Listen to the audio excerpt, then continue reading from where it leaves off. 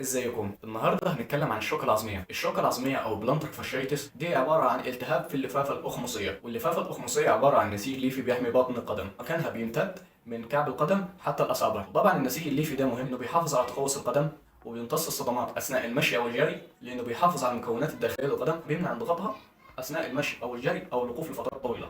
وكمان في بعض المرضى لما بيحصل تحميل لفترات طويله نتيجه الوقوف ده بيؤدي لحدوث تمزقات في اللفاف الاخمصيه، وكمان بيؤدي لحدوث التهابات، ودي اللي بتسبب الالم في كعب القدم. وكمان الالم ده بيزداد بزياده المشي او الجري او الوقوف لفترات طويله. احنا عرفنا دلوقتي المرض، عاوزين نعرف طريقه العلاج. طرق العلاج بتكون كتير وتحفظيه، زي مثلا لو شفنا عيان وزنه زايد او اوبيز هنحاول ان احنا نقلل معاه الوزن. محتاجين برضو الراحه عن طريق ان احنا هنقلل فترات المشي والجري، وده عشان ندي فرصه للانسجه انها تلتئم بشكل كويس. كمان احنا ممكن نعمل كمادات تلج على الكعب عن طريق ان المريض يحط رجله على ازاز التلج من 3 ل 4 مرات، وكل مره فيهم يكون مدتها تلت ساعه، لان ده بيساعد على تقليل الالتهابات. كمان احنا ممكن ندي للمريض ادويه مضاده للالتهابات لتحسين الحاله بشكل مبكر. ومن الامور المهمه اللي بتدي نتائج فعاله مع المريض هي تمارين الاستطاله او ستريتش اكسرسايز. وطبعا تمارين الاستطاله دي بعملها مرات السمانه واللفافه الاخمصيه، ولان برضه المريض وهو نايم بتكون رجله نازله لتحت في اتجاه البلانتر فليكشن، فاحنا بنلبس المريض جبيره معينه بتساعد ان كعب القدم بيكون في صوره عموديه على الساق، وده بنعمله عشان نمنع التيبس في عضلات السمانه، عشان المريض لما يجي يمشي ما تسببلوش الم في كعب القدم.